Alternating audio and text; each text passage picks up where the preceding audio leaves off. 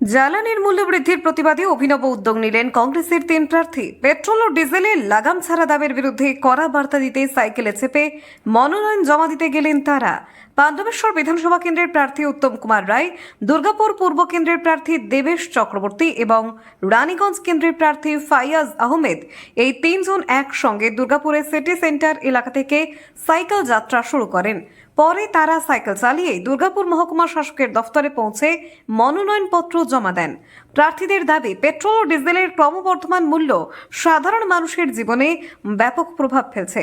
নিত্য প্রয়োজনীয় জিনিসের দামও বেড়ে চলেছে, ফলে চাপে পড়ছেন সাধারণ মানুষ।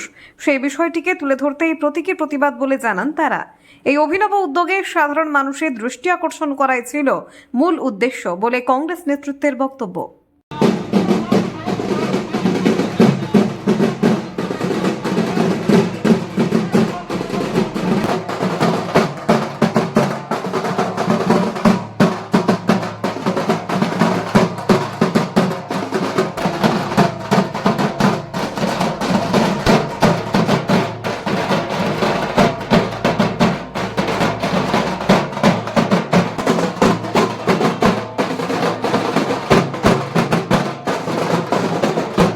অভিনবভাবে সাইকেল চালিয়ে কি বলবেন?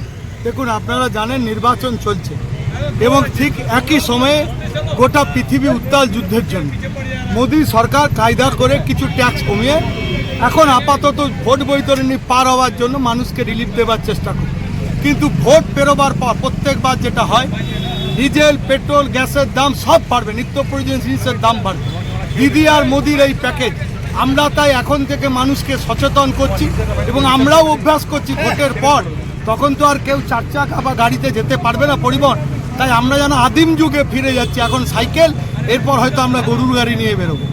মানুষকে আমরা বার্তা দিচ্ছি, সচেতন থাকুন। ভোট বৈতরণী পার হওয়ার জন্য ছলাকলা চলছে। ভোটের পর পেট্রোল ডিজেল নিত্য প্রয়োজনীয় জিনিসের দাম, গ্যাসের দাম সব বৃদ্ধি পাবে।